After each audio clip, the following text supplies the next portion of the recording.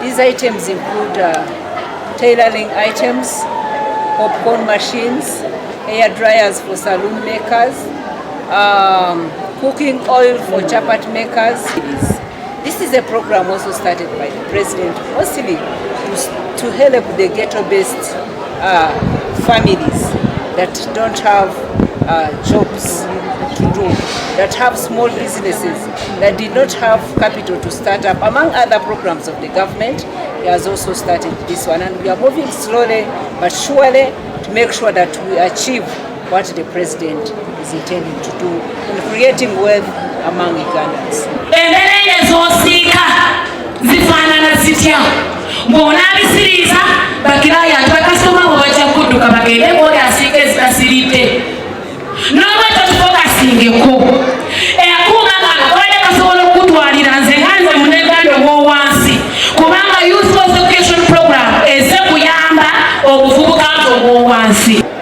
Era tutambulira ddala n'ebigere ne tutuuka wansi ku ground okulaba nti tutuukira ddala ku muntu wa wansi asembayo afune obuyambi okuva ewa president direct.